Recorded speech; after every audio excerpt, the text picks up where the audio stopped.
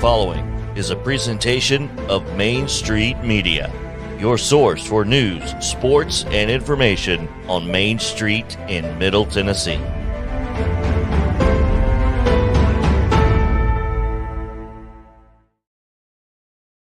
Flags.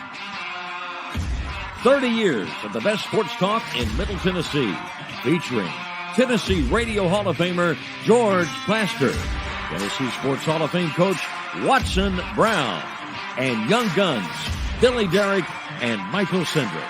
And now, here's your host, George Plaster.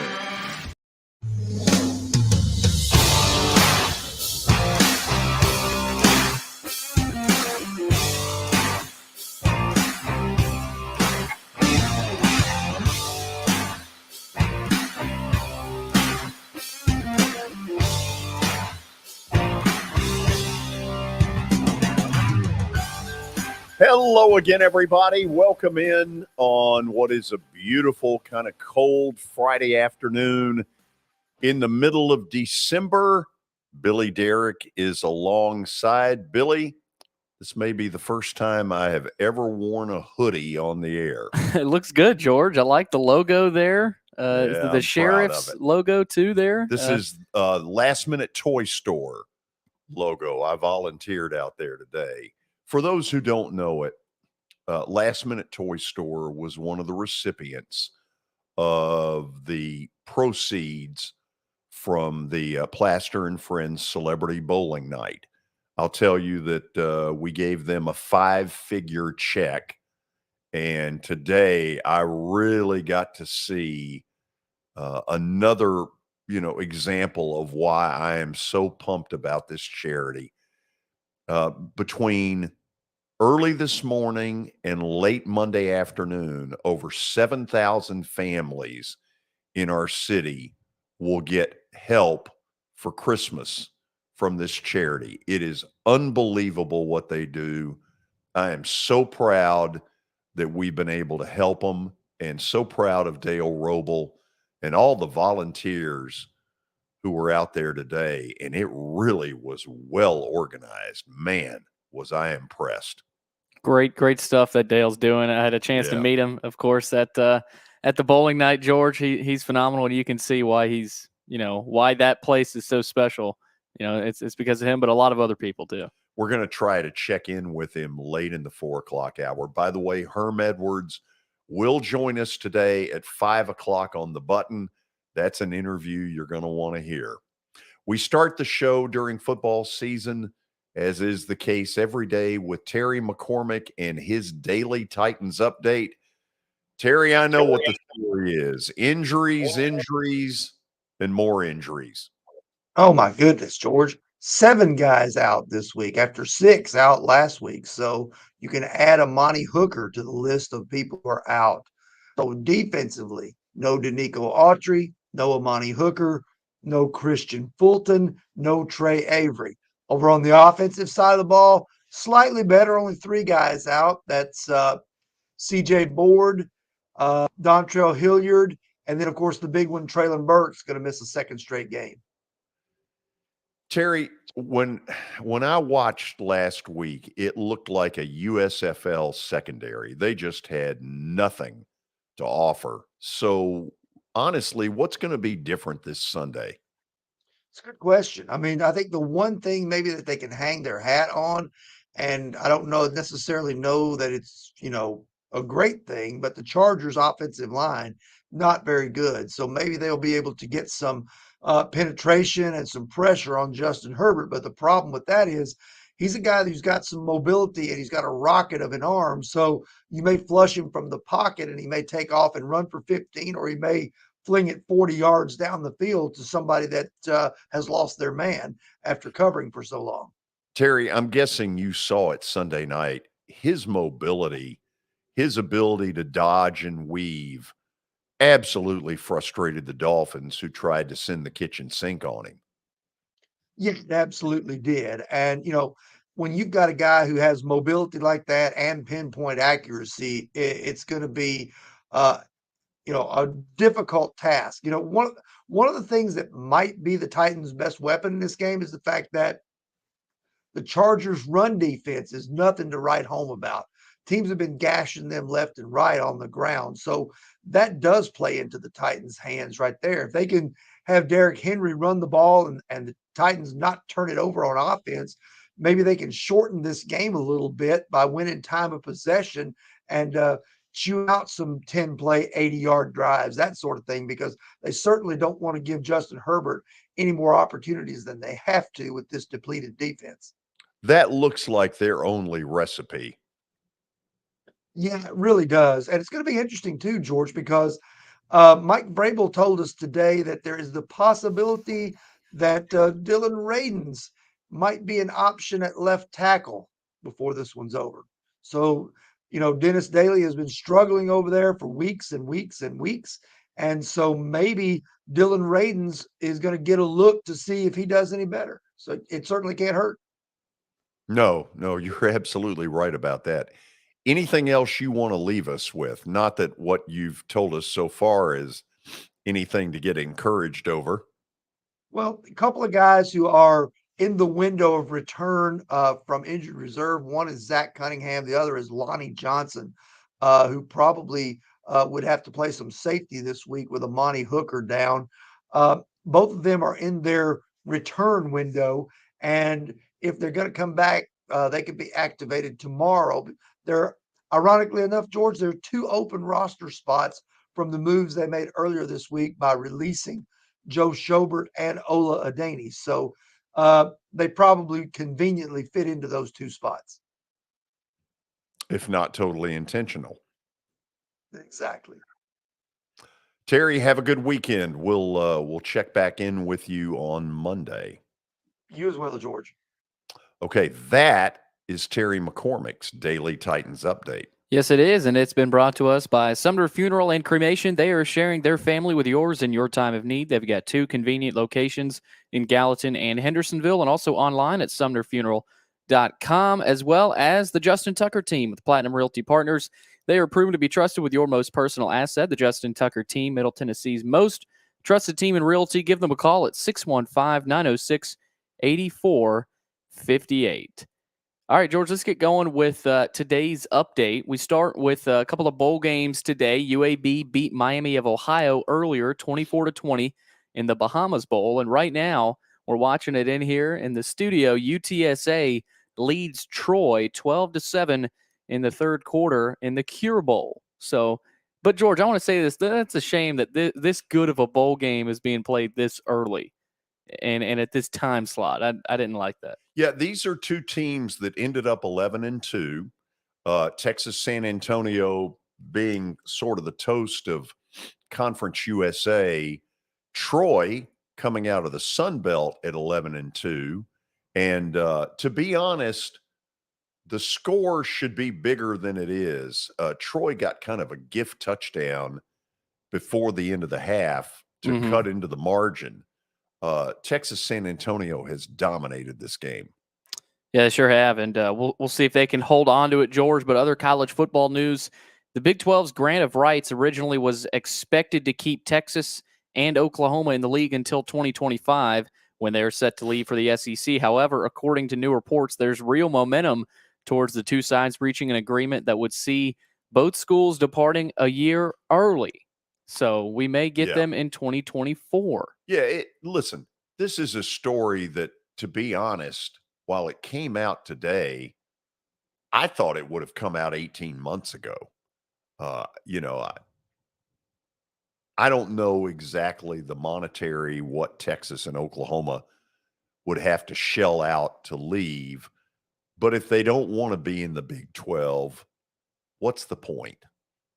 Yeah, I mean, why kind of leave them in there if they don't even want to be there? Yeah, I mean, and look, have I thought all along that it would be before 2025? Yeah. And now what it might do is force the SEC to really get serious about, okay, exactly how are we going to fit all these teams?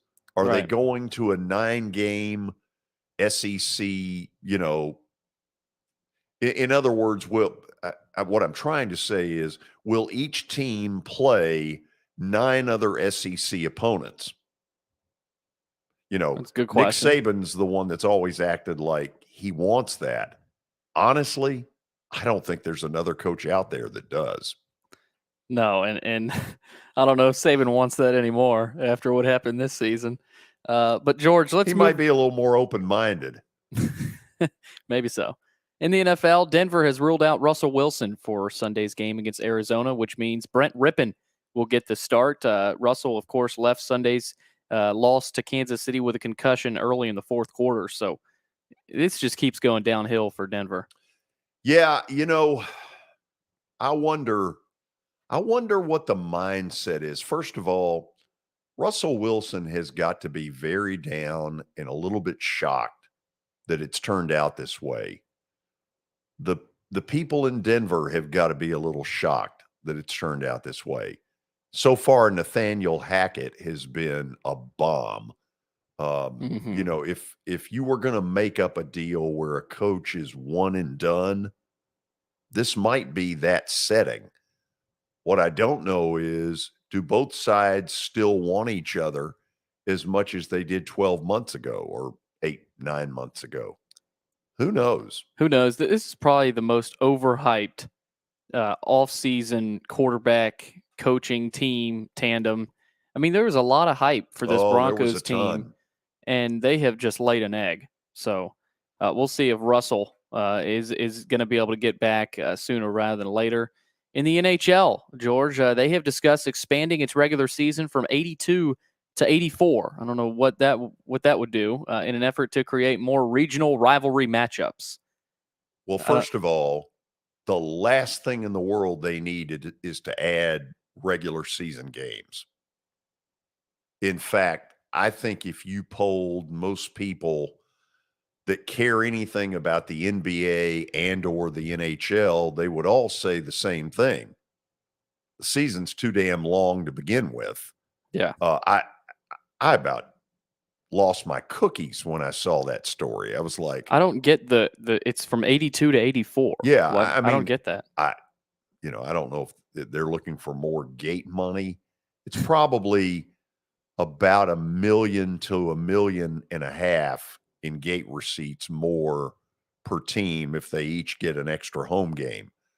But the fact of it is, the NBA and the NHL, I think, would be better served to go to something more like a 70-game regular season. Yeah, I mean, shorten it by a decent margin. Margin. Now, the reason it hadn't happened is the owners are saying, okay, if you're going to lop off 12 to 15% of our games, then the players have to agree to take 12 to 15% less money. And this just in, they're not going to do it. No, I don't think they'd agree to that. No. Speaking of money, Andrew Benintendi has been added to the White Sox roster after playing for the Yankees last year. 5-year deal that's worth $75 million. And with the Yankees last year, he set career highs in batting average and on-base percentage. So he had a very good offensive year. And the White Sox are adding a nice piece, at least offensively there. He's a good player. I don't think 5 for 75 is what he's worth. I don't think that he's had that kind of a career. But they are throwing out money right now in baseball like it grows on trees. It's ridiculous. And, the next time you hear one of the owners cry poverty, ask yourself the question, if things are so bad, why are they shelling out the kind of money they're shelling out? I mean, you look at what Trey Turner got in Philly and what Carlos Correa got with the Giants. And let me say this. I'm not Correa's biggest fan. I think he's slightly overrated. I wouldn't have given him anywhere near that kind of money. No, it's almost ridiculous, George. I mean, you look at the amounts of money these guys are getting. Ooh. Yeah, they're Correa's a good player, but is he worth that? I don't think so. I don't know. Who knows? I wouldn't be giving him that kind of money, but I don't run the San Francisco Giants. So let me tell you a little bit about what we've got going. After the break, we're going to do with Watson Brown a tale of the tape of the Chargers and the Titans. This is a really interesting matchup in that they both feel like MASH units. Both of them have got a ton of injuries. So what's the difference? Well, a week ago, the Chargers played their you-know-what's off against Miami. Despite all those injuries, the Titans looked like a USFL secondary as they got torched by Jacksonville. So the line is 3. Watson will break it all down when we come back.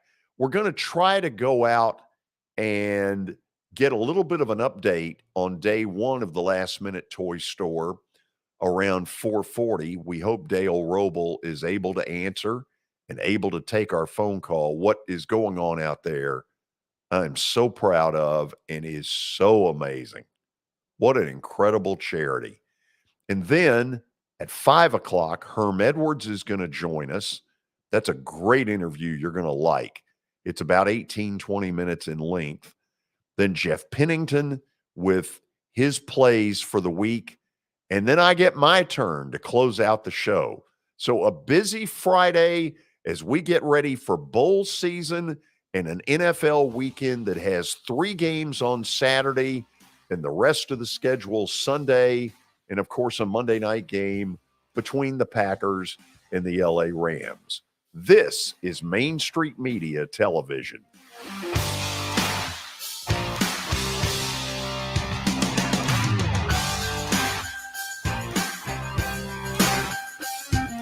Buying or selling a home can be a very personal experience. Why not go with the team that receives nearly all of their business from referrals? Clearly a trusted name in real estate. The Justin Tucker team with Platinum Realty Partners has sold more than 500 homes in the last 7 years. Voted best in Sumner County multiple times. Proven to be trusted with your most personal assets. Call the Justin Tucker team with Platinum Realty Partners at 615-906-8458. The Justin Tucker team with Platinum Realty Partners, Middle Tennessee's most trusted team in realty.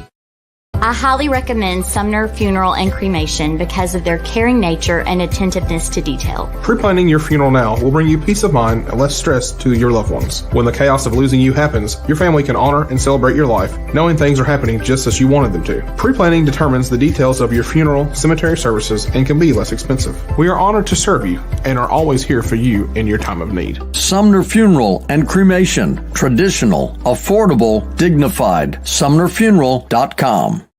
Jody Jones Dentistry can handle all your dental needs, from the basics to cosmetic procedures. All of this in the nicest dental facility I have ever seen. Jody has done it right. They're located conveniently at 55 Music Square East, and for an appointment, it's simple. Dial 615-259-5100 and tell them Plaz sent you.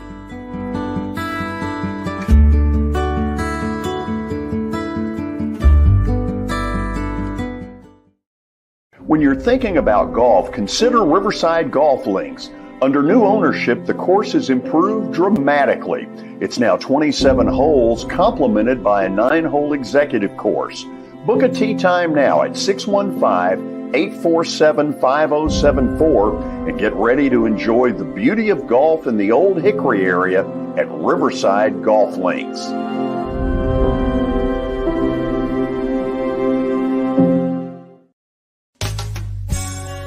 I'm Bart Durham. I was sworn in as a lawyer in 1963, and I've been working as a lawyer since then. We're a firm that does exclusively personal injury, a lot of tractor-trailer crashes, Insurance companies will open up their checkbooks when you force them to. We have systems that work.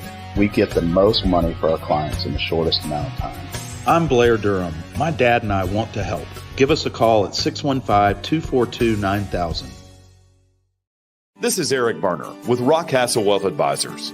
I help people in the pursuit of making their money live as long as they do. People hire me because I use a customized, individualized, and personal approach for the person I'm working with. Everyone's situation is different. If you've lost a spouse or a parent and want to make sure your inheritance is utilized and does not just disappear, I can help with that. Call me at 615-235-1058 or email Eric at rockcastlewealth.com.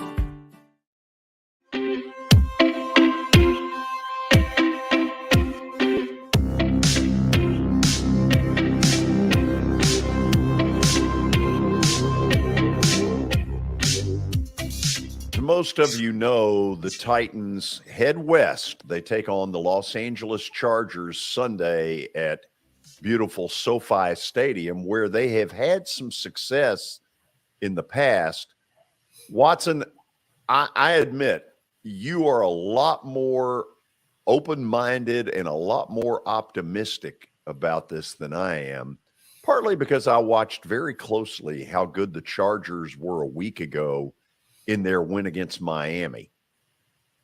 Well, proof's in the pudding. They played really well. They have not played well up to that point. And so I'm just wondering if they can do it 2 times in a row, George, to me. But, hey, they're a good team. They're beatable. They've got a lot of people out as we've got a lot of people out. Their quarterback is hot. When he plays like he did last week, I'm not sure my predictions can come true, but he that's the best I'd seen him play in a long time. I think he's getting healthy, and that's a little scary to me. Yeah. He's had the rib injury for a while, and ribs take a long while to get over. And he just looks healthy to me, and that is a little scary. Let's go to the tail of the tape, and we'll talk all of you through it. I don't think it's any big surprise where the first 2 check marks go. Is the running game a little closer than we would wish, simply because in the last month, other than the first half of the game against Jacksonville, the Titans haven't run the football worth a hoot? No, I think that it's opened their eyes, and they better get back to doing that. They wanted to talk about all the pieces around the running game, and they let the running game fall off. I thought it was a whole lot better. Now, it was Jacksonville, who's not a great defense, but I thought it was a whole lot better Sunday in the first half. They didn't get to do it in the second half because they shot themselves in the foot, got behind, had to start slinging it. I marked this for the Titans, George, because if it's not a mark, they got no chance. Watson, I'm with you. I think Herbert is getting healthy. He dodged around a lot of the pressure Miami threw at him. I was really impressed with him. Dodged the pressure, and they helped him by moving the pocket more. A lot of kind of boot naked type plays and getting him outside. So I would bet you, George, a third of his passes, maybe all the way up to 40% of his passes in the game last week were thrown outside the pocket, whether it was him scrambling and getting out there or designated plays to get him out there. But they got this piece. I mean, their quarterback is playing the best I've seen him play. They got Williams back, who is a great player. They've got a really good group of wide receivers. The only thing in their passing game that's not real good is their pass protection, and our pass rush is falling off. I watched that tape yesterday, a little bit of Autry practicing. He's not ready. I saw a limp in his giddy up, and I'll be very surprised if he even dresses out this week. I think he may be getting close, and so if our pass rush could be better, that could change this whole passing game. But what we've seen in a pass rush in the last 3 weeks out of our guys puts this check mark really on the Charger side. Okay, you gave the check mark on defense right down the middle. The Charger injuries include Derwin James, who is really good. Yeah, he is. In their secondary, and then Joey Bosa, who, when he's healthy, is as good as anybody out there going. Watson, I don't know how they lived to tell about that Sunday. I thought they were incredibly well prepared, really scouted Miami well. Oh, I thought the game plan was the best I've seen against Miami. I mean, what they did against Hill, to me, he just didn't get open. He just couldn't get himself open. They seemed to always have a guy around him, an extra guy. They banged him at the line of scrimmage, which I've always thought is a great thing to do against him because he's not very big. Get up there and bang him. The Chiefs did a great job with him of backing him up and motioning him and snapping the ball while he's in motion where he couldn't get banged on. The Dolphins didn't do much of that Sunday, and so that's why I think they had a great game plan. I'm hoping it was more game plan than just the way they played. You know, I really wonder about that because they've got a lot of defensive guys that matter to them out just like we do. That's why I put it right down the middle. We were the better defense earlier in the year, but when our front four got banged up and we lost Long and Cunningham both, our two athletic linebackers, our front seven changed a bunch, George. So I have to put this now as a toss-up, which tells you neither one of them's real good right now. Now, against Jacksonville, as you pointed out earlier in the week, we didn't see any of that. We didn't see any of our backs are against the wall, get ready, here we come. If they're going to win out west, that has to be the case. Yes, and we've been very good when we're underdogs and backs against the wall. I wouldn't say we've been great when we're favored, but this one is an underdog. The Titans are going to lose, backs against the wall. Oh, man, they got so many people out. I've heard all of that one before. Seems like some of our better games against people we're supposed to lose to have been on the road. I'm not sure Mike doesn't get them on the road, get them focused really well, get them all out of households and get them in a hotel together and really just get them focused, and they come out and play. That's the intangible I see, and without that intangible, I don't think they win. Obviously, the Chargers are the home team, although their home team advantage has not been all that good in some games in SoFi because the visiting team has lapped up a bunch of tickets. And it really showed up. Miami had just a boatload of fans in there. They did. You give the special teams here to the Titans, and I get that. Although Cameron Dicker, who they signed, I don't know, 5 weeks into the season, Watson, he's been almost perfect for the Chargers. Yeah, and other than injury, Bullock has been really good. The part that's disappointed me in our military play, our military ball play, as I call it, has been our punter in the last couple of weeks. I think he'll get back on track this week. He's been punting the ball still with some distance to it, but very low. He's hitting low line drive kicks, and they've been catching it and coming right back at us before we get there, George. And he's got to get back on track because he's a big piece of this philosophy they play with. And our field position hadn't been gained as much when we punt against their punt, then we punt again against their punt.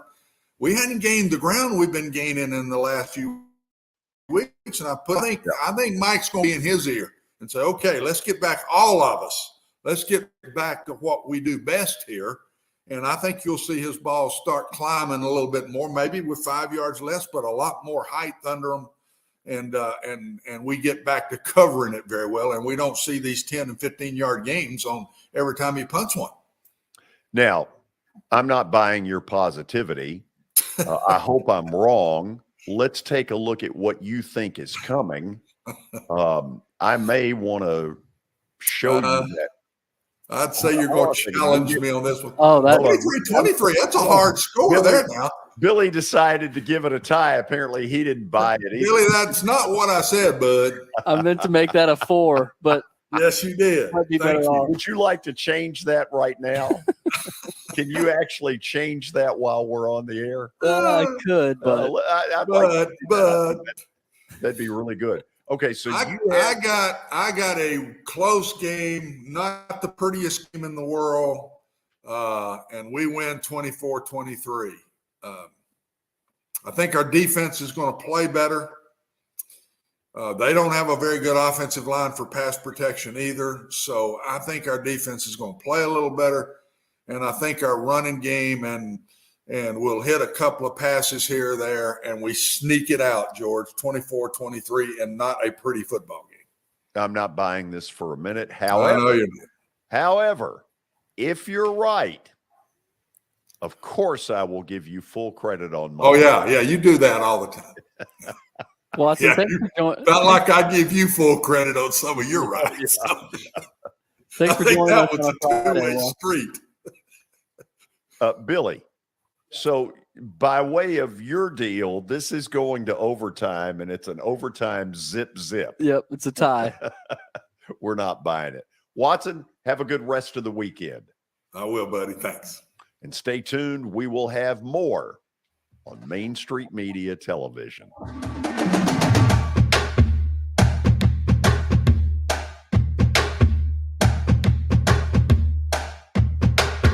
For Dustin Timmons and Joey Donnelly, they welcome every opportunity to serve and satisfy their clients. Whether you are looking to build your dream home or renovate your current home, their team will ensure that every client and remodel is unique, luxurious, completed on time, and within budget. Contact them today to set an appointment for a free consultation or to view some of their completed projects by logging on to DonnellyTimmons.com.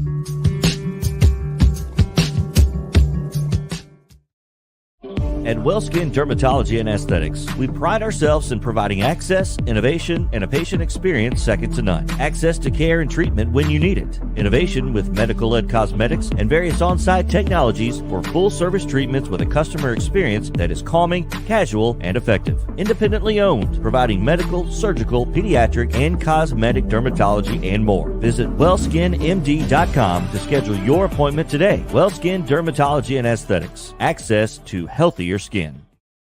It's your last chance to get a spring tune-up for summer. Complete Service Heat and Air can clean your coils, check out your motor, and make sure you have cold air on that first hot day of summer. Complete Service Heat and Air is located in White Bluff, Tennessee. We do service and repair on heating and air the right way. 24/7 service. Call us at 615-797-3997. That's 615-797-3997. Serving Cheatham, Davidson, Dixon, Hickman, Humphreys, Montgomery, and Williamson counties. Have you heard about the high levels of radon in Middle Tennessee? Radon gas is the second leading cause of lung cancer, second only to smoking, and has no color, no taste, and no smell. The only way to know if you have radon is to test for it.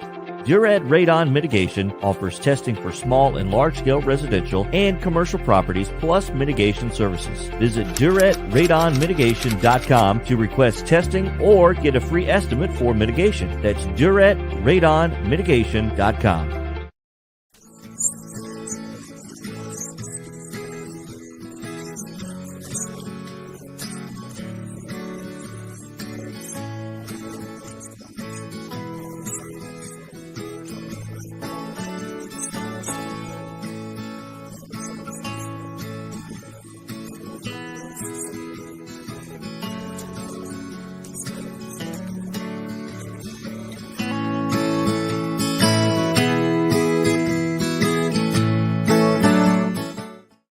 Since 1865, the First Baptist Church of Gallatin on Winchester Street has served its community by catering to the least, the last, and the lost, providing a church of welcome used by God to save the lost, transform the saved, and impact its community. As a proud multi-ethnic congregation, Pastor Derek Jackson personally welcomes you to join them in fellowship Sunday mornings at 8 in person or at 1045 in person or online at firstbaptistgallatin.org. First Baptist Gallatin on Winchester Street, serving with open arms as a true church of welcome.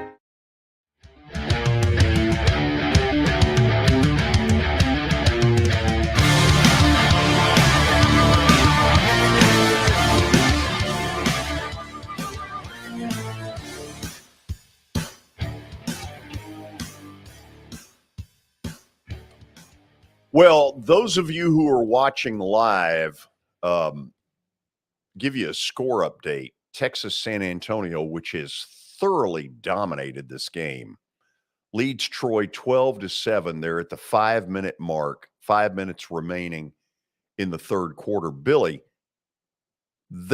Texas San Antonio, while they've dominated, they probably got 10 quarterback sacks in the game.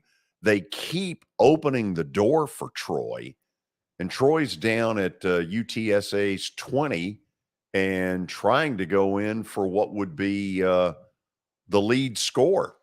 Yeah, this has not been a very good display of college football. I mean, both teams have had really good seasons, but I feel like this is kind of our first taste of what this bowl season might feel like this year.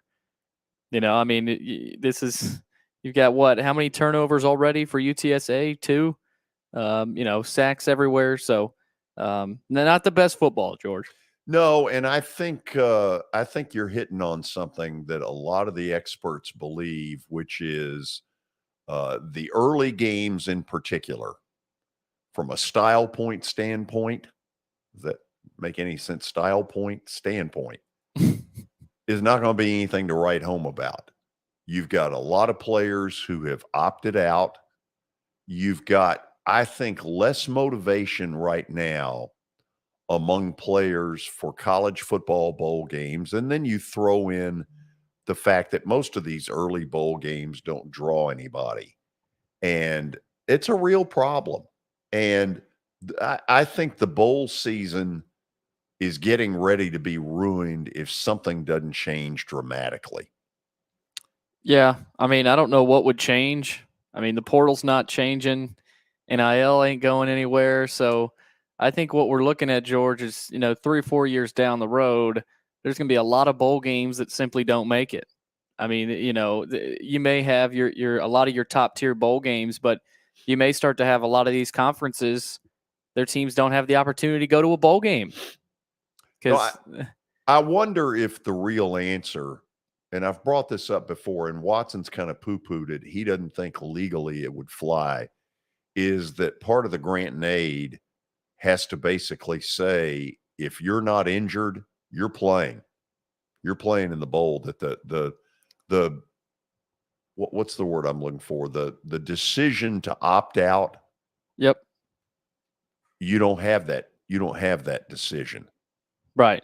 Yeah. I mean, that's tough to see that happening. You start to think something like that needs to happen, though, if these bowl games, if we want to keep these bowl games alive. Well, I think one of the things that's going on right now, even though the NFL isn't saying it, well, I think they love the fact that this is going on. I think the teams love getting these players out there earlier to training and getting ready for the combine.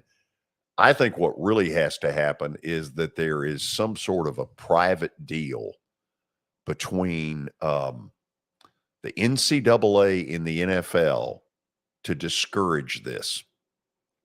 Because if they don't, they're going to ruin the bowl season. By the way, Troy has just scored to go up 13-12, and now they're going for a 2-point conversion, and that 2-point conversion was successful. 15-12 Troy with 2:43 to play, third quarter. There it is. Yeah. So if you have not heard, and we're kind of stalling around right now, we would like to be able to get Dale Roble, who runs Last Minute Toy Store, to join us. The first day has been nothing short of incredible. And Sheriff, leave your name. Okay. I think we found out where that was going. So let's go back to a story that I think next week is going to get a ton of attention.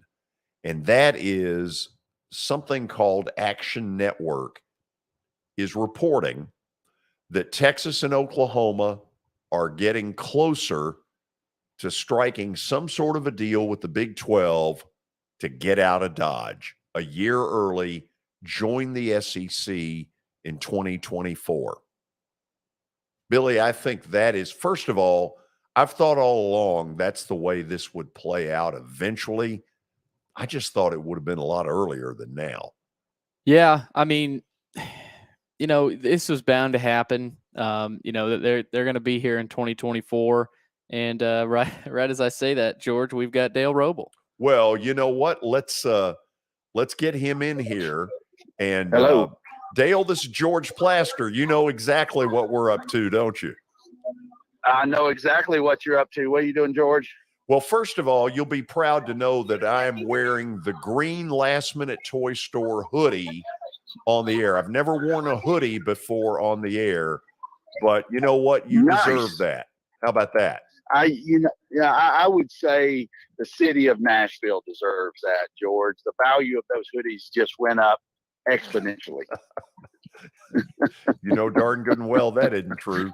So tell people, some of whom have heard the interview earlier this week, but others who have not, what has gone on today, because it's been incredible. Yeah, so today is the first day of the Last Minute Toy Store. So what we've done, we've opened up, started at 9 a.m. with orientation, and the first guest came through about 10:15. So far today, we've been able to provide Christmas for a little over 1,800 children, which is amazing considering we're doing this for 4 straight days. So, today we've probably had about 300 volunteers and on pace to have over 2,000 children served today. So pretty incredible opening day for us, certainly at a record pace. Okay. Would I be right to say that with Darren Hall, the sheriff, allowing you all to use that big warehouse, what I saw this morning is the most organized I have ever seen it? I would agree. Actually, we're so efficient. It's almost been it's been blowing our mind. So, the time that people are having to spend here in the cold, outside, that kind of thing, we've been able to cut that down tremendously.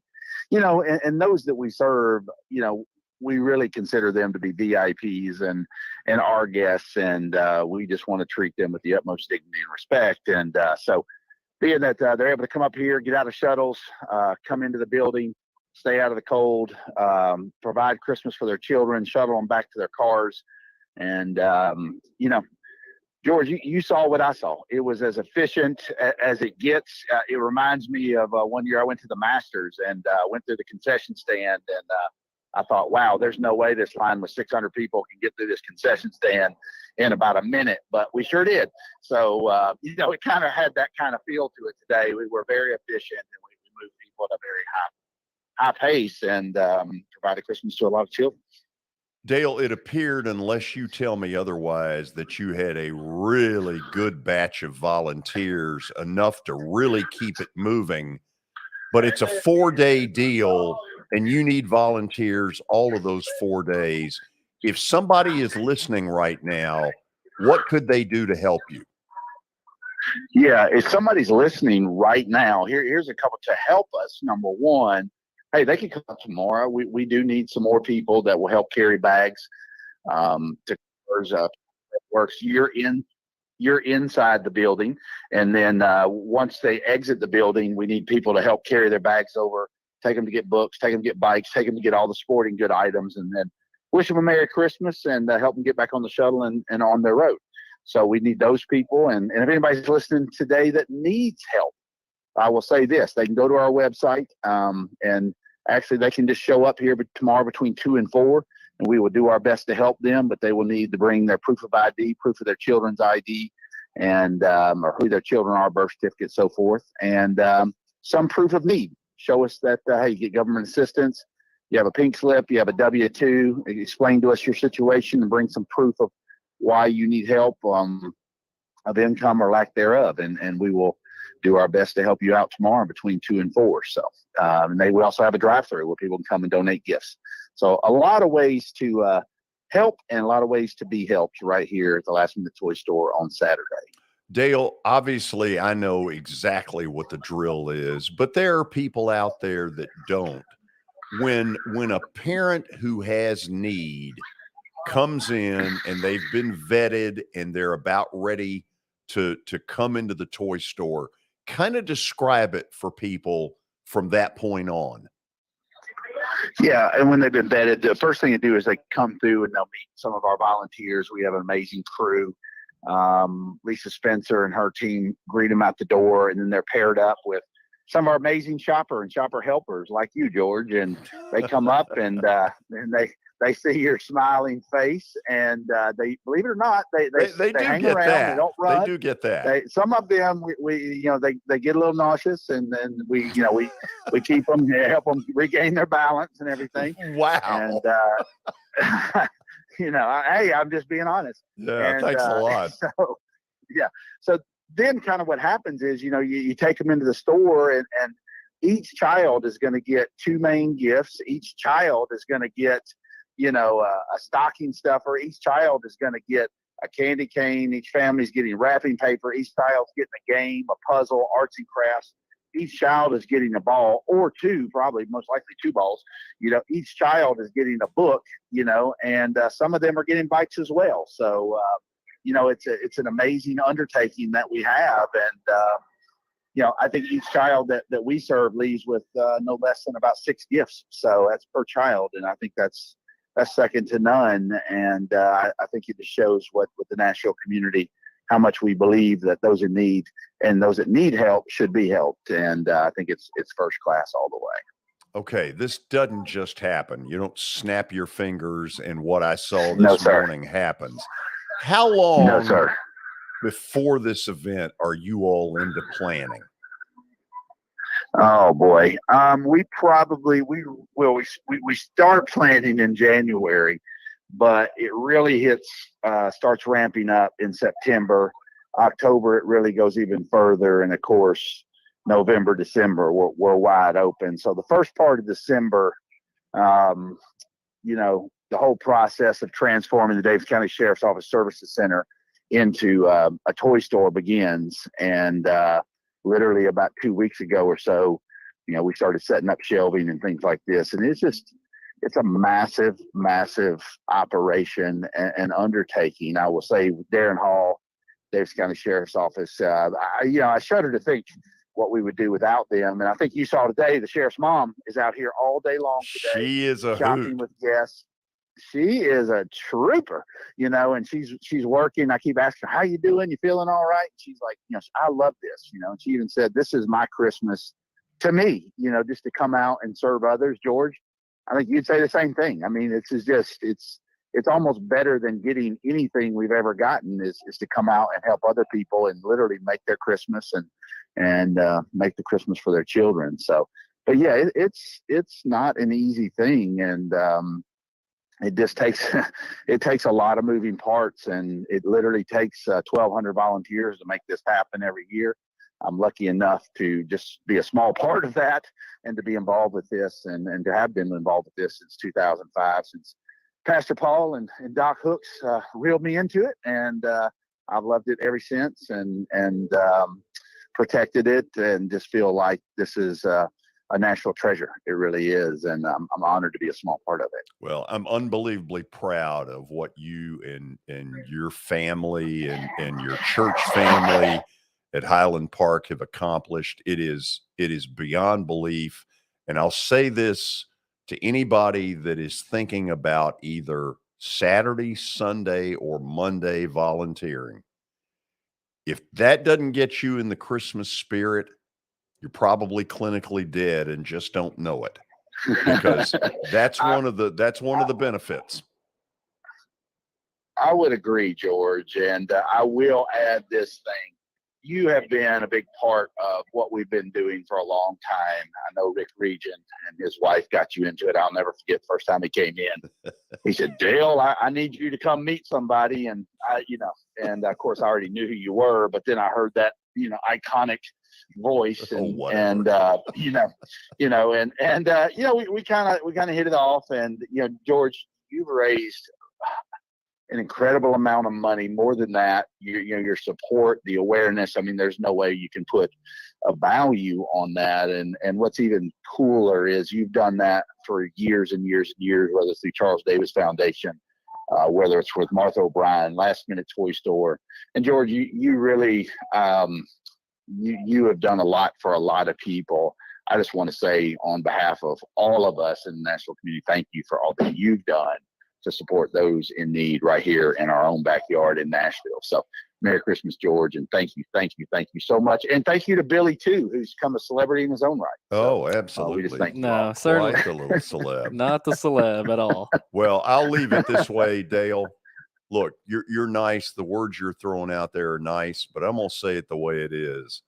What we've been doing with this bowling deal and the monies that have gone, this is a labor of love, and I love every minute. It may not sound like it the day of the event, but this is a labor of love, and I have loved every minute of it. I'm so proud of you, your family, your church family. It's an incredible deal, and I've been proud to be a part of it. Thanks for people need to come be a part of it, and I love Amen. watching you here. You know, you're like it's like reliving your youth, isn't it? You know, you're shopping and seeing people being helped, and I enjoy just watching you come in and just your eyes light up, and it's something to see. So I enjoy it. I see that a lot. So thank you, George, so much, and God bless you all and all your listeners and everybody there. So God bless you, George, and thank you so much for your time and your support. Dale, continued good luck. Let's keep good weather for the next 3 or 4 days. I'll talk to you. Please. I'll talk to you here soon. God bless you, George. Thank you. Bye-bye. That's an incredible man right there. Dale Roble is the pastor at Highland Park Church, right next to Channel 4 television. And what he has done, I cannot do justice to how cool what he has accomplished is. So I'll just say it's pretty daggum cool. We'll go to the break. Stat of the day is next.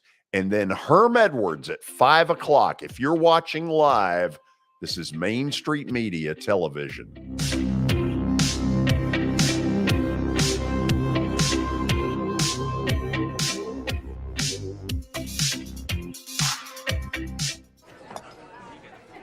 You've been putting back a few, and a few becomes a few too many.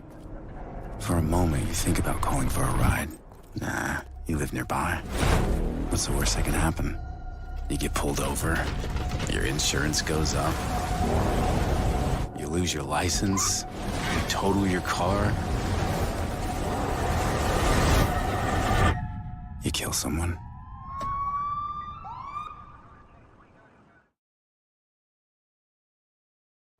Walmart Supply Chain is hiring in Lebanon. Earn up to $22.25 an hour when you join our new fulfillment center. Enjoy competitive pay and premium perks, including 100% paid college tuition, 401k match, flexible schedules, a free Walmart Plus membership that includes discounts, and free Paramount Plus, paid time off, and so much more. Fulfilling work starts right here. Text JOIN to 240-240. That's JOIN 240-240 to apply now. When I made the decision to host the Plaster and Friends Celebrity Bowling Night, Strike and Spare is where I turned. And what a wise decision that turned out to be. They have 5 locations in our area with family attractions. They're perfect for birthdays, groups and corporate outings, and holiday parties. For more info, it's simple. Go to strikeandspare.com.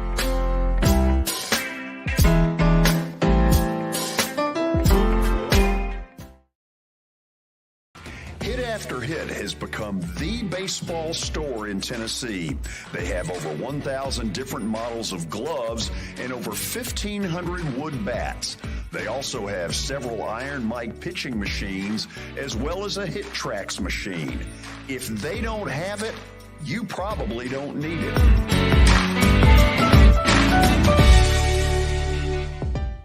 We're proud to call Hit After Hit the official shirt provider of the Plaster and Friends Celebrity Bowling Night.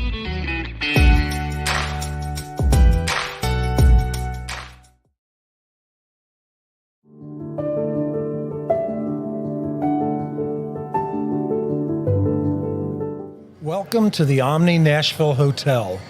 Urban elegance with a vintage touch. Our 800-room hotel opened up in the fall of 2013 with 746 guest rooms and 54 suites.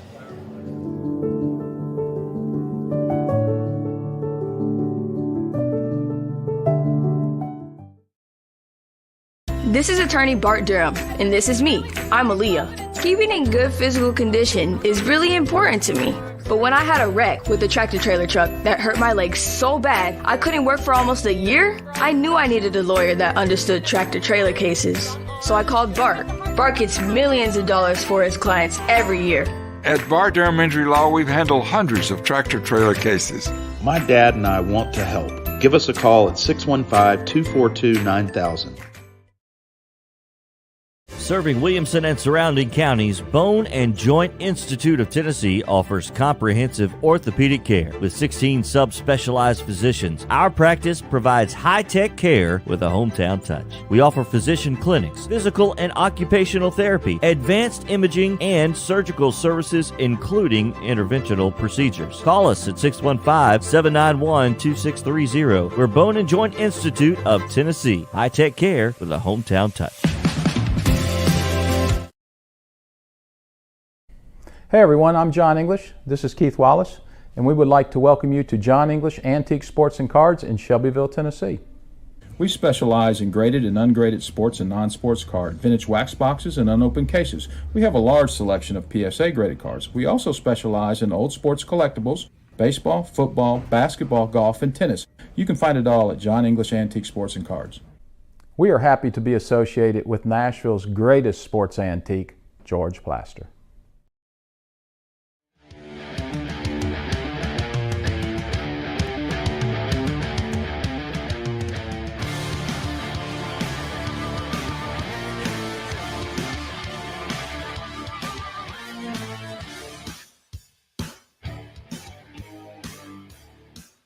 Welcome back into the George Plaster Show. It's now time for Stat of the Day, brought to you by John English Antique Sports and Cards in Shelbyville, Tennessee. They're open Tuesdays through Fridays from noon to 5 and Saturdays from 10 a.m. to 5. You can also find them online at johnenglishgradedcards.com.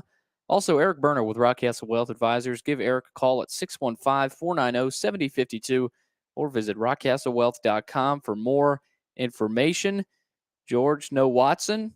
But sometimes that's not as bad as we might think it is. You've gotten a few without Watson, but this is I think this one's pretty easy here. Alabama basketball is ranked higher than Alabama football for the first time since. Maybe it's not actually that easy, but I'm gonna say it's in the Wimp Sanderson era. I'm gonna throw out a date. I'm guessing here around 1990. Because here's what happened, and I know a little bit about this because my Memphis State team in 1987 beat Alabama in football. Think about that. That's insane. Memphis beat Alabama. That tells you how much of a difference Nick Saban made. Well, when Bear Bryant passed away at the end of 1982, Alabama went through about a 6-7 year period. Ray Perkins, Bill Curry. Am I missing anybody? Of course, there was the Mike Price hire where he never coached a game there.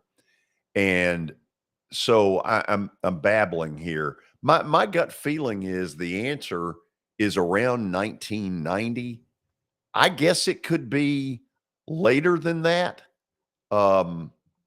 I'm trying to think what Alabama football was like before Nick Saban got there in late 06. I guess it's possible it's later, like in the 2000s, but I'm going to go around 1990 with Wimp Sanderson. Well, you second-guessed yourself, George. It's 06. Oh, Saban arrived in 07. So, I mean, that is crazy, though, because 06, they weren't in a great spot with the football program. No. And then Nick Saban's first year, they lose to ULM, right? And so the basketball team, that doesn't shock me. But, man, I didn't know how bad the football program was. It was kind of a rudderless ship.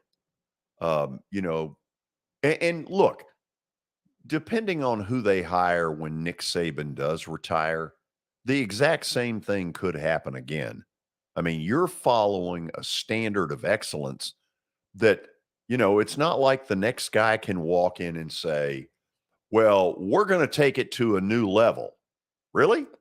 No, you're not. What's that new level you're thinking of taking it? That new level, well, I'm thinking there's a word I'm thinking I can't use it.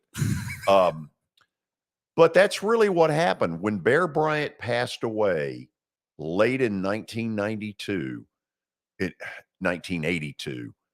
It was then Ray Perkins. After that, it was Bill Curry.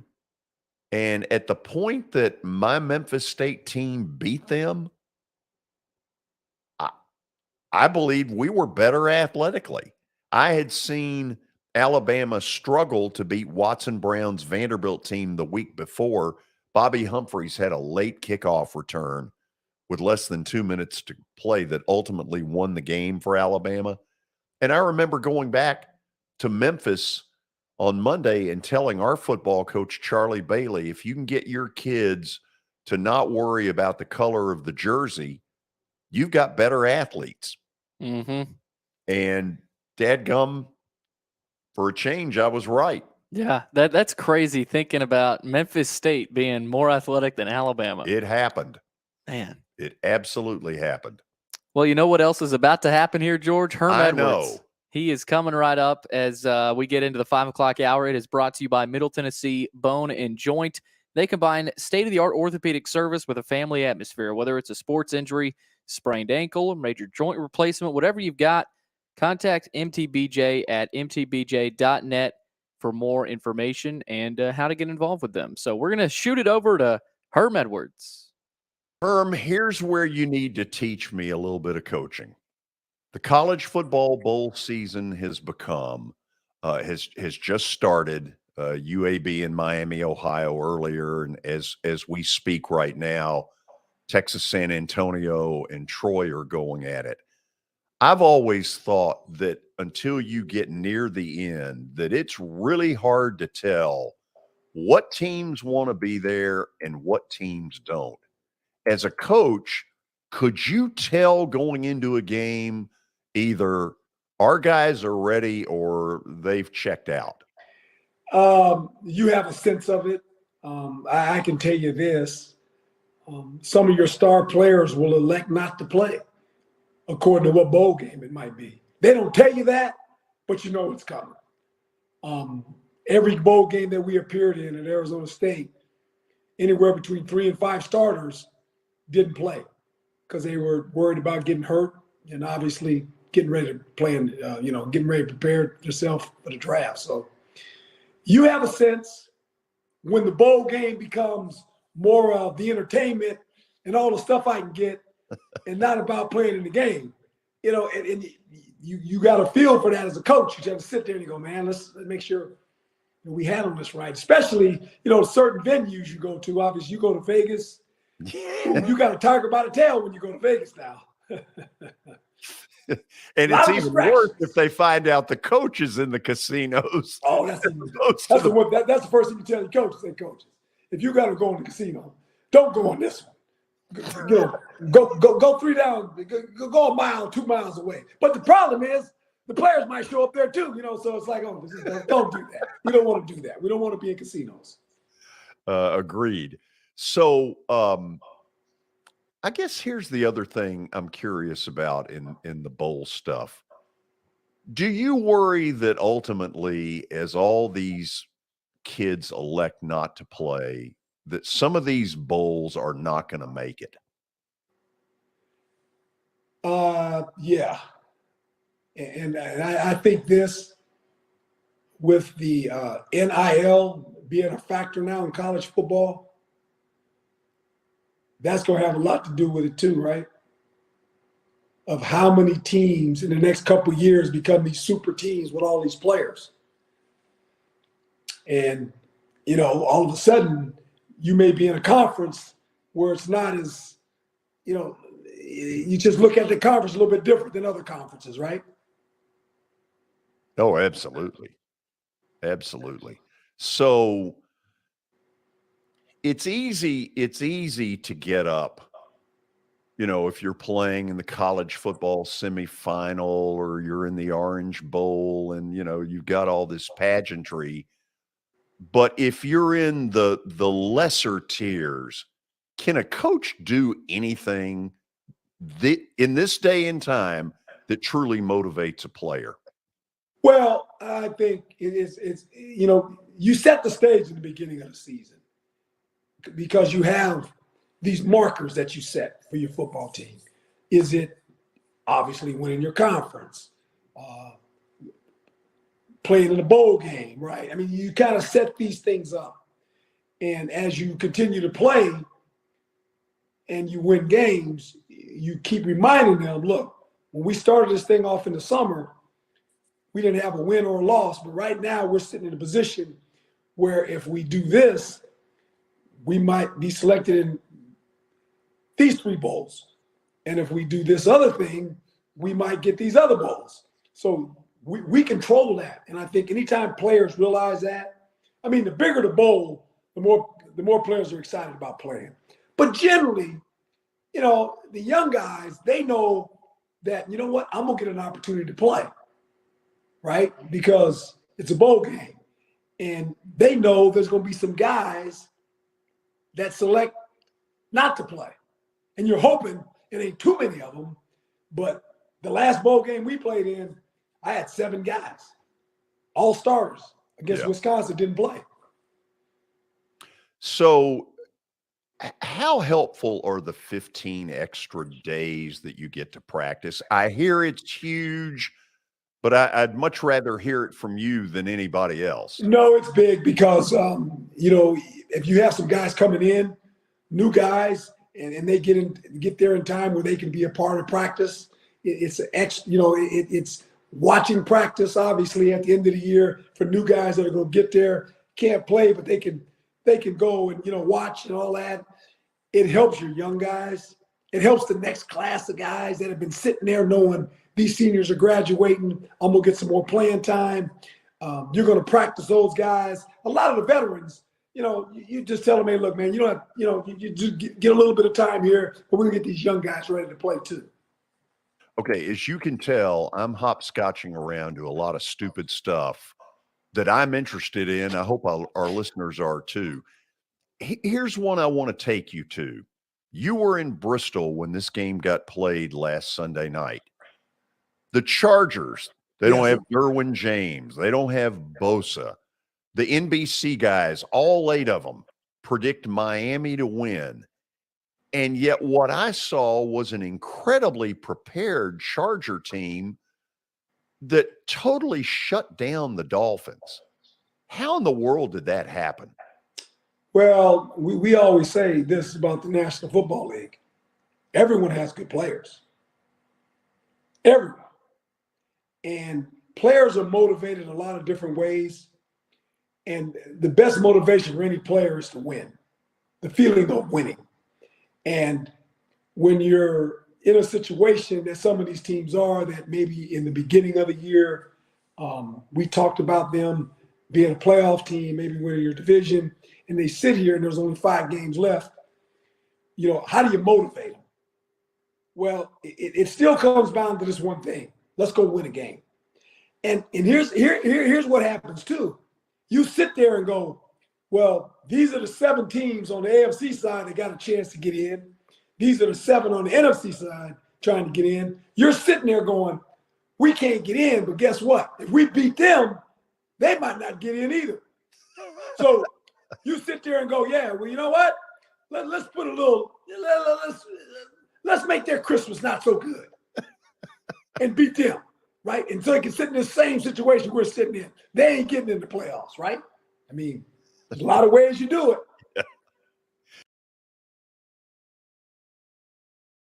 So this sets up where I really want to go, which is tomorrow night. We have known for like 4 or 5 days that when Miami goes to Buffalo, they're going to deal with 3 to 7 inches of snow. They're going to deal with big time cold weather, and they're a franchise that has never dealt with it particularly well. Now, you've played and coached in a ton of cold weather.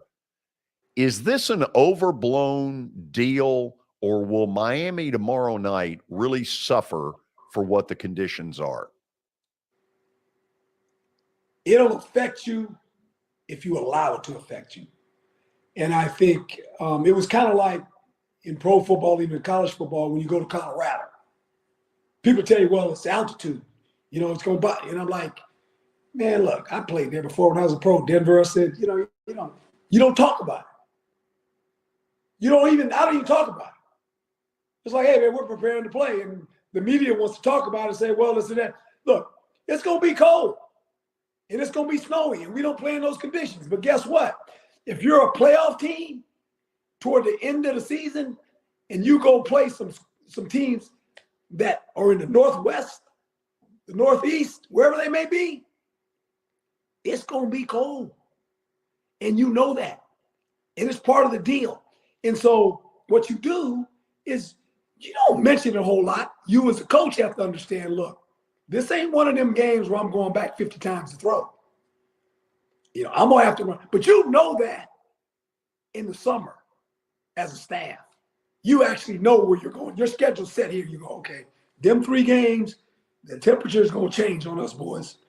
And so we got to get our team ready for those games, right? When November comes and the leaves fall off the trees, I always say that's when football's at its best. Because now the teams like Tennessee, those kind of teams that want to grind you up and beat you up, right? The Ravens, all of a sudden the field tilts because the weather just changed on you.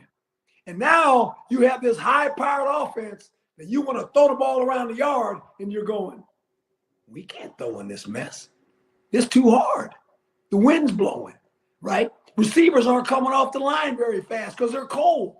All those things matter. And you know that. But do you mention it to your team? No. This is why I say all the time, in football, it never changes. You got to be able to run the ball and play good defense. That travels in your suitcase wherever you go. It don't matter where you go. If you play good defense and you can run the football, that will travel for you. And that's why I say eventually you have to run the ball, man, because you're going to get some places. You go to Chicago certain times of the year, and it's like, oh, man. You used to go to Minnesota. Now I don't call them the same Vikings because they put a dome on their place. When I used to go up there and play in that Met field. Oh, you were in that old Met. People don't believe this. I said both teams were on the same sideline. The head coach, I walked out there and said, Bud Grant's on our sideline. He said, no, he's not, Rook. That's the same sideline. We all said, I said, what? He said, yeah, our benches and their benches are 50-yard line. Minnesota sat to the left. We sat to the right. And I was, this is the craziest thing I've ever seen. And there was snow and there was wind. And I'm going, what are we doing here? And the Rams could never beat them at the Met. You knew it. You almost knew it. You said they got to go there. They got no shot. Oh, this is why I love having this guy on. It's just crazy. But every player knows it.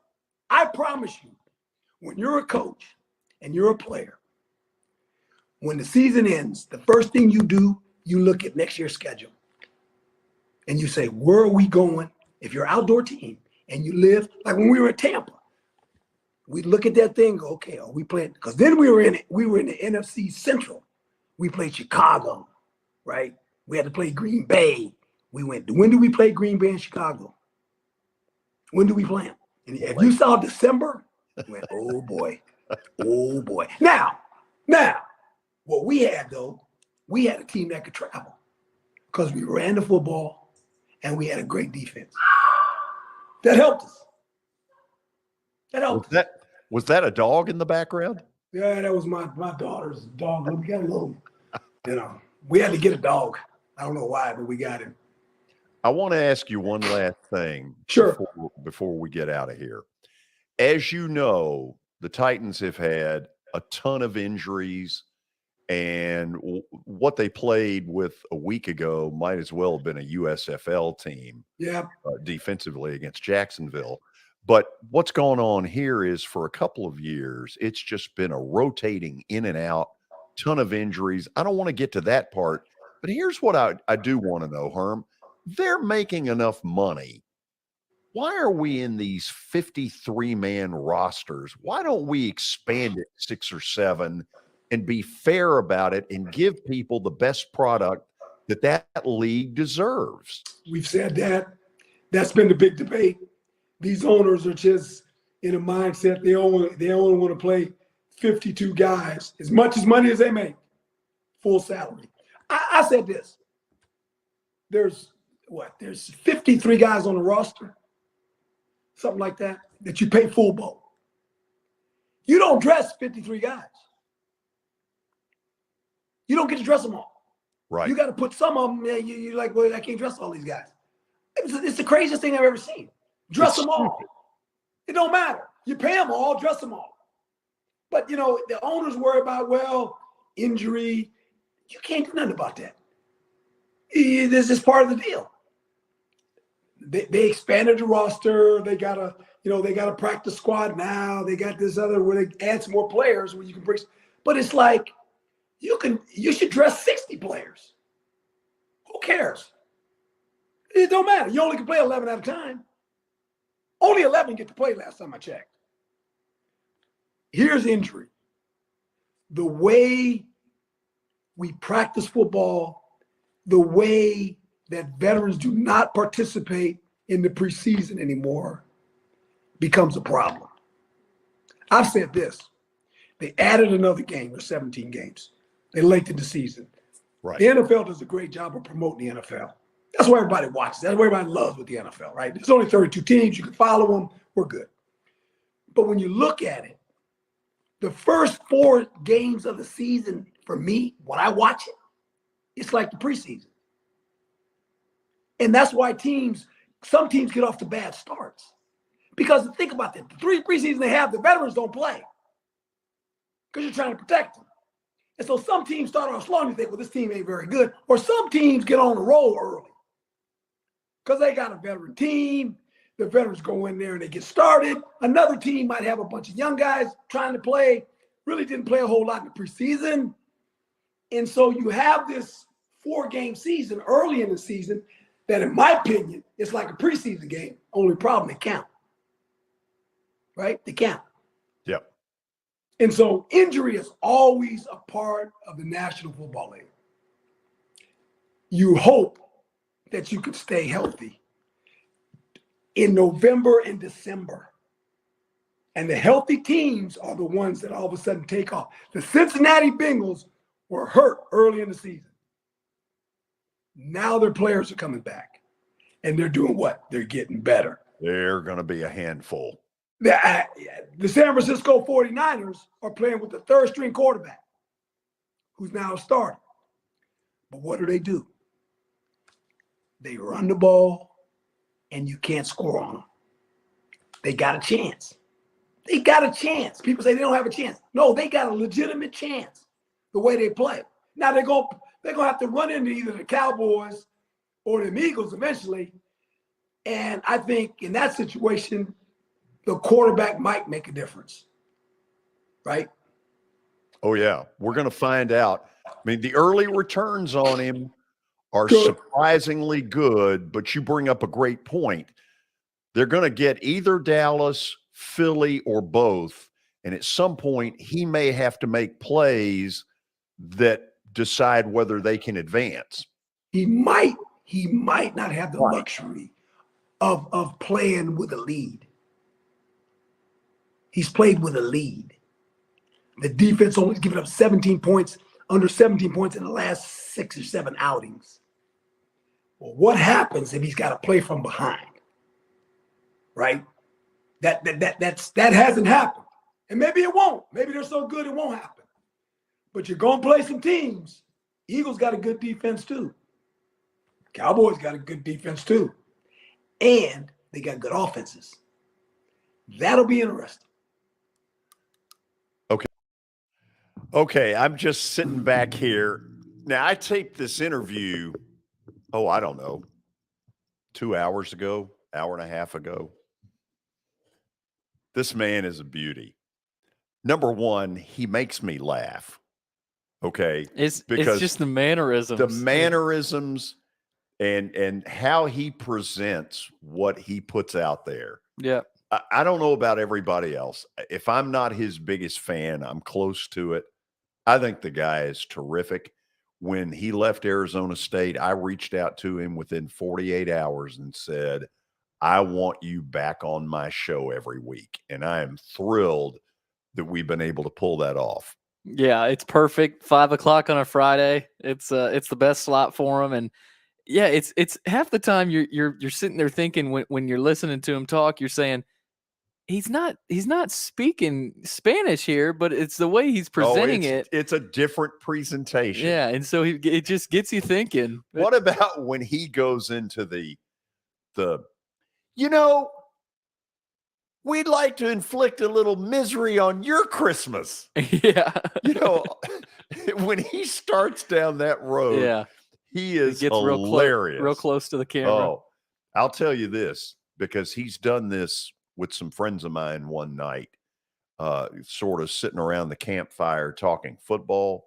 There's nobody better at that than Herm Edwards. Man, I want to do that. Oh, that'd be awesome. He's the best. Jeff Pennington's in the on-deck circle, then Plaster Bets of the Day. So stick around on Main Street Media Television.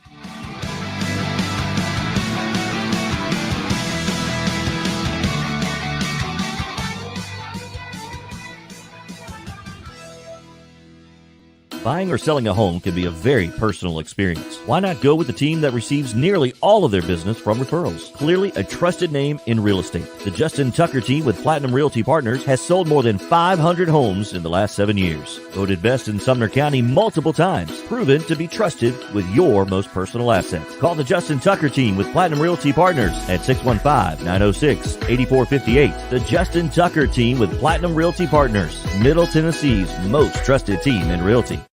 I highly recommend Sumner Funeral and Cremation because of their caring nature and attentiveness to detail. Pre-planning your funeral now will bring you peace of mind and less stress to your loved ones. When the chaos of losing you happens, your family can honor and celebrate your life, knowing things are happening just as you wanted them to. Pre-planning determines the details of your funeral, cemetery services, and can be less expensive. We are honored to serve you and are always here for you in your time of need. Sumner Funeral and Cremation. Traditional, affordable, dignified. SumnerFuneral.com. Jody Jones Dentistry can handle all your dental needs, from the basics to cosmetic procedures. All of this in the nicest dental facility I have ever seen. Jody has done it right. They're located conveniently at 55 Music Square East, and for an appointment, it's simple. Dial 615-259-5100 and tell them Plaz sent you.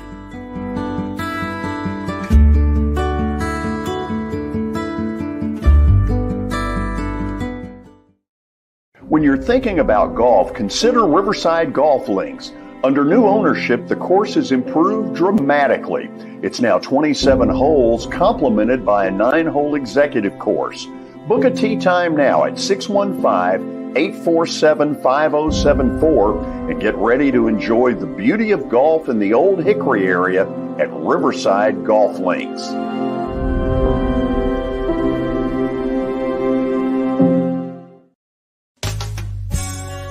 I'm Bart Durham. I was sworn in as a lawyer in 1963, and I've been working as a lawyer since then. We're a firm that does exclusively personal injury, a lot of tractor-trailer crashes. Insurance companies will open up their checkbooks when you force them to. We have systems that work. We get the most money for our clients in the shortest amount of time. I'm Blair Durham. My dad and I want to help. Give us a call at 615-242-9000. This is Eric Berner with Rock Castle Wealth Advisors. I help people in the pursuit of making their money live as long as they do.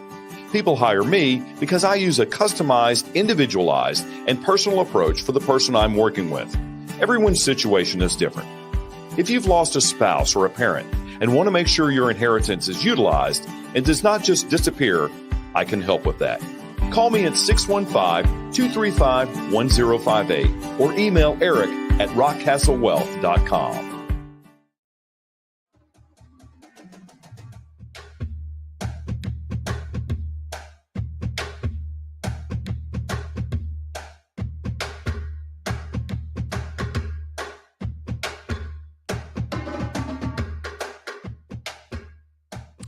We're back. And before you hear from Jeff Pennington, let's get a word or two about his company, Pennington Distilling. Pennington Distilling Company was founded in 2011 with the goal of creating original craft spirits that embody the same character as the city they were born in, Nashville, Tennessee. From grain to glass, every step is taken to produce spirits of exceptional craftsmanship and quality. Pick up one of their award-winning products like Pickers Vodka, Davidson Reserve Whiskey, and Whisper Creek Tennessee Sip and Cream today. Or stop by the distillery in West Nashville and the Nations. Follow them on social media and online at PenningtonDistillingCo.com. Breaking big ground today. I mean, this is big stuff. Jeff Pennington, been on all year. He's been to Vegas. He's been to, I don't know, Hawaii. He's been to every Torrey Pines. Resort. He's been to every golf resort known to man. The guy has an office. Look, guys. Oh, looky there. Not the fanciest office, but it works. Yeah, it does work. So I'll admit, as we start this today, I'm totally confused. The Titans a week ago looked like a USFL team in their secondary, playing people half the time we've never heard of. And they're taking on a Charger team that's had a lot of this same stuff. Derwin James out, Bosa out. About half of their defense was out last week. The Titans, with all those injuries, played like you know what against Jacksonville. The Chargers, with all these injuries, rose up and put a complete stop to the Dolphins. So now they play on Sunday. The Chargers are a 3-point favorite. I'm kind of sitting there saying to myself, why are they not closer to a touchdown? Hold on, buddy. Do you want to introduce him? Yeah, you've met my son before. He's in the office today. He's just trying to get in on the conversation. He's got picks. Watch this. What do you say? You say go big what? Go big boy. There you go. I like that. What if his picks are better than ours? Probably. Hold on. You want to try it? We can try this. Because I don't know on Titans and Chargers. I mean, I got to say, our offense actually didn't look terrible for once last week. Where in the world did our defense go? I mean, I understand they're injured. I understand they're depleted. But, I mean, we've been depleted pretty much all year. And that's what I think I made my pick on last week, was only 3 teams that scored over 20 points on us, and 2 of them were Buffalo and Philly. So it's like, I think I turned the game off. I can't remember what Jacksonville ended up putting up on us, but it was way too much. And Jacksonville's all right. No, they're not all right. They're not good. I don't know how that happened. Chargers is good. They're good. Man, and Herbert's really good. Yeah. I mean, I personally, I'm going to take the Chargers. Greer, do we like Tennessee or do we like San Diego? Tennessee. He's taking Tennessee. We're going to go Tennessee +3. You got to let him know it's a different color. Yeah, exactly. Listen to him babbling back there. Yeah. We got quite the little color analyst. We already got Jeff's pick for the Orange Bowl. He said, go big orange. So, that's an easy one. That one was a given before we ever started this. What's sad is I had a ticket to go, but we hit Santa. We think Santa might be bringing a new puppy for Christmas. So you can't leave town with the 2-day puppy in the house. No, because if you do, you'll end up with some surprises when you get back. Yeah, exactly. A lot of surprises. So what do you think Sunday? Man, personally, I would have to take the Chargers, but because my son said Tennessee, I'm going to have the faith one more time. I've gone 0-2 the last 2 weeks picking Tennessee. I'm going to take Tennessee hesitantly, but that's because my son, mainly because I would take the Chargers and I've been bad the last 2 weeks. So I'm going to go against my own pick, and I'm going to take the Tennessee Titans. Then maybe their defense can show back up. What, they need to win 1 game to win the division? Is that right? So let's go close out the division. Well, I think we got to win and Jacksonville's got to lose, right? So here's what you do. If his info is wrong, put him in timeout. Exactly. I told someone the other day, I was like, I'd love to just win next week, Jacksonville lose, and then let's just rest the team. Like literally, like we'll act like they're the Braves of the 90s and 2000s, and we'll just like bench everybody for the last 2 weeks and try to get healthy. What was the Hilliard status? I haven't looked into it. I was really worried when I saw Hilliard go down. Does not look good. And I know that Burks has been ruled out. I don't know about Hilliard, but I would be shocked if he ended up playing. And I think he's been looking. I've really enjoyed watching Hilliard. I mean, Derek, look, everybody says he's had a bad season. What's he, third in the NFL in rushing? He'd probably still win the rushing title if he. It's not his fault. It's not his fault. When you're manning up everybody on the outside and you're sending all 8 people directly, you watch every defense. Every single defensive person just runs directly at Derrick Henry. I mean, I think that's so. I was really looking. Not only brought 9 into the box, it looked like they brought the Gator Bowl. Yeah, and he still had 119 yards in the first half. I mean, I know everybody's tired of hearing it. I just wish I could see what this team would look like with an AJ Brown on that outside right now. I mean, a lot of people. You can't man up AJ Brown. Like you just can't. Like you got to or a Jerry Jeudy trade, or Jeudy went off last week. But so let me go to the NFC version of the Titans. Tampa. They're probably going to win the division because their division sucks. Sounds familiar. Though. They've got a home game against Cincinnati, which I think is becoming as dangerous a team as they get healthy as the AFC has. Cincinnati's a 3.5-point favorite in Tampa. Does Tampa have anything left? Man, I don't know. I'm buying into the Cincy. I mean, when we played Cincy, we were looking good. I think we could have won that game. They didn't have Chase back, which was, I think, a big advantage for the Titans. But the announcer, I listened in, and he said, well, at this point, they were 5-4 last year, and this is where they went from there. And it's like they're following the same track.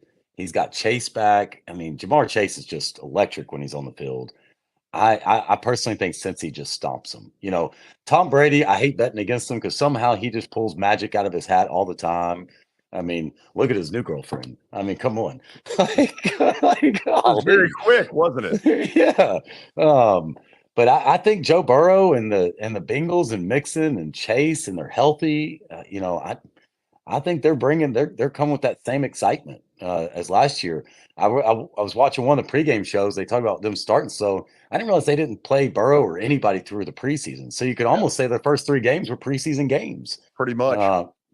They just look good.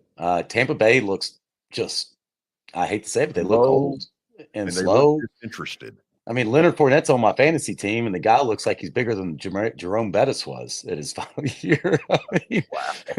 I mean, and I don't mean that, Leonard, if you're listening, I love you. You're on my fantasy team. Your steps address. But I'm just saying. Office, come visit him.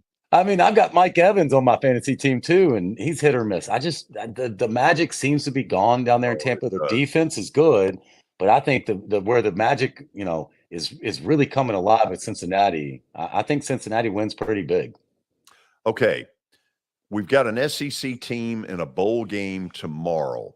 Oregon State's a 10-point favorite against a Florida team that's got a bunch of people that are not playing, including quarterback Anthony Richardson. Want to even take a stab? I got a big stab at it.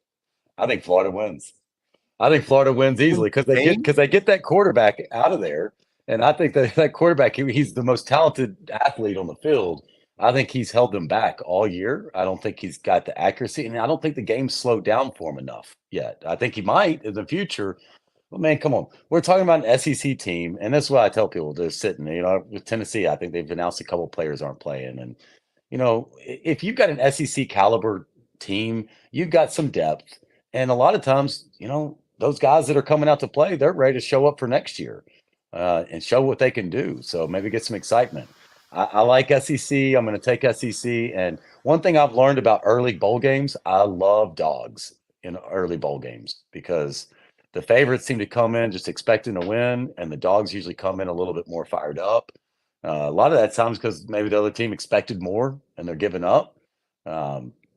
So I'm going to take Florida. I actually like Florida on the money line, but I'm going to take Florida plus 10.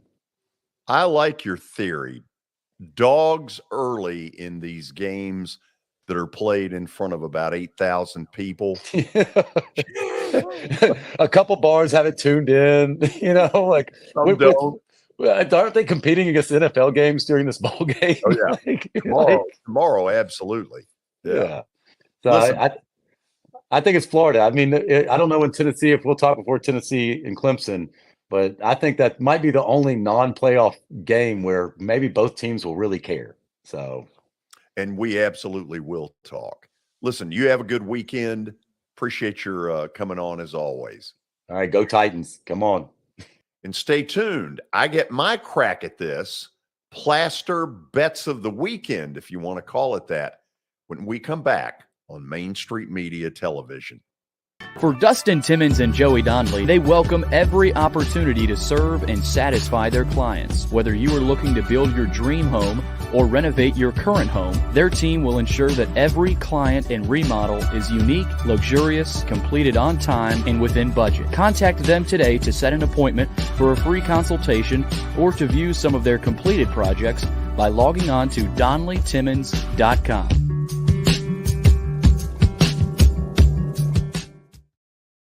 At WellSkin Dermatology and Aesthetics, we pride ourselves in providing access, innovation, and a patient experience second to none. Access to care and treatment when you need it. Innovation with medical-led cosmetics and various on-site technologies for full-service treatments with a customer experience that is calming, casual, and effective. Independently owned, providing medical, surgical, pediatric, and cosmetic dermatology and more. Visit WellSkinMD.com to schedule your appointment today. WellSkin Dermatology and Aesthetics. Access to healthier skin.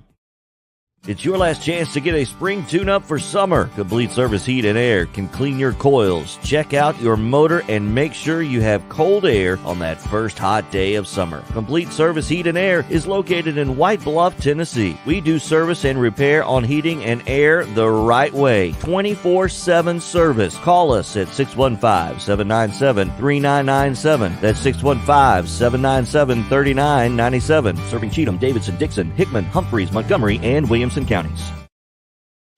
Have you heard about the high levels of radon in Middle Tennessee? Radon gas is the second leading cause of lung cancer, second only to smoking, and has no color, no taste, and no smell. The only way to know if you have radon is to test for it. Duret Radon Mitigation offers testing for small and large-scale residential and commercial properties, plus mitigation services. Visit DuretRadonMitigation.com to request testing or get a free estimate for mitigation. That's DuretRadonMitigation.com.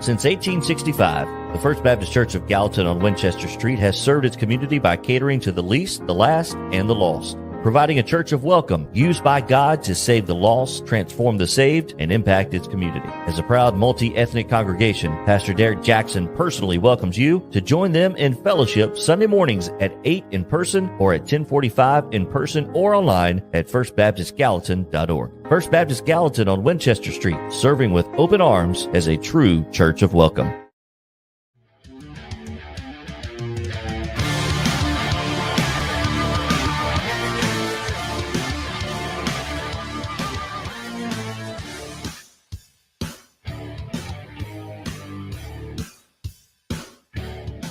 Final segment on your Friday of the George Plaster Show.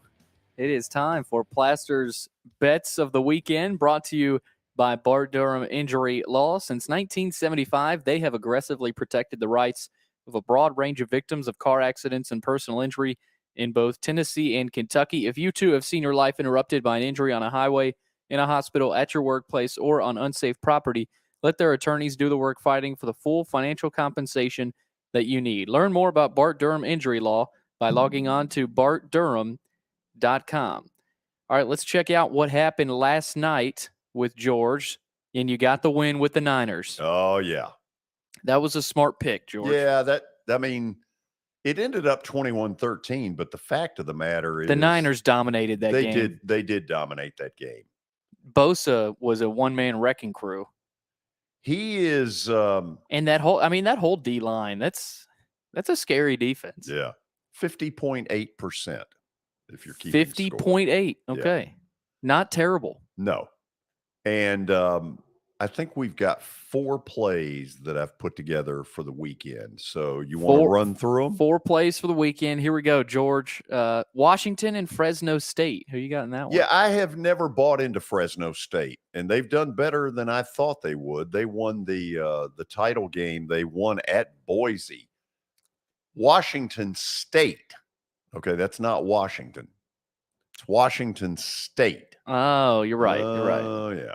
Little mistake on my We're part. going Washington State. Okay, Wazoo +4 against Fresno State. George, they've got a quarterback that can really run. They sure do. Ward, he's a good player. He's pretty darn good. All right, George, let's move on to the Frisco Bowl on tomorrow night on ESPN. That is in Frisco, Texas. North Texas, huge underdog against Boise State. Who you like? I like North Texas. Why? Today's a day for green. A mean green. Okay? But here's the thing. I think Boise is badly overrated. I think they're a dull football team. And unless they're able to line up and simply run over North Texas will find a way to cover. That should be an interesting game. Yep. It's a night game, and I feel like the Frisco Bowl always gets a little frisky, a little crazy. So, well, I mean, let's face it. We all look forward to the Frisco yes, Bowl. we do. Every year we do. Yeah, every sure year we do. All right, NFL 2-team teaser. Who's your teaser this weekend? Okay, Buffalo is simply going to win at home against Miami. The Dolphins will not handle the bad weather well at all. They never have. I don't know why this would be any different. Green Bay at home, not that Green Bay's been any world beater, but on Monday night, the Rams have pitched it in. Yeah, they've pitched it. And another commercial plan. Yeah. Well, hate that nice. ESPN app. That was nice. Anyway, Baker rallied them to a good win however long ago, 10, 11 days ago. Yep. Not going to happen in Green Bay. All right, George, last one here. Tennessee and the LA Chargers. I just don't see it. The one recipe for the Titans to cover is that they line up and smack San Diego in the mouth and run the football and shorten the game. If they are not able to run, Watson said it earlier, and I am totally with him. They got no chance if they can't line up and push the Chargers around. And in recent weeks, I don't know how confident I am in that. I'm taking the Chargers. So there it is. Yeah. George, I don't like doing that. No, I don't know that you've done that very often. No, I haven't done it. Picking against the Titans at all. So feels weird, but the Chargers might have just found something last week. So that's what scares me. I thought Justin Herbert was as good as I have ever seen him. And defensively, I don't know where they found it. They found something. They found something. And if they find something again, they're going to cover. Yeah. But I think it's going to be a close game. Titans are going to have to be able to run the ball. Yeah. And if they can't, could be a long night. Absolutely. Okay. That's done. We're done, George. Billy, you have a good weekend. You too, George. I will wear this hoodie proudly. It looks good. Well, good. The Christmas colors. It's got some Christmas spirit to it. All of you have a great weekend. Drive safely wherever you may be. We'll be back at it on Monday with our Reaction Monday show, Studs and Duds, Watson's Titans analysis. So please join us.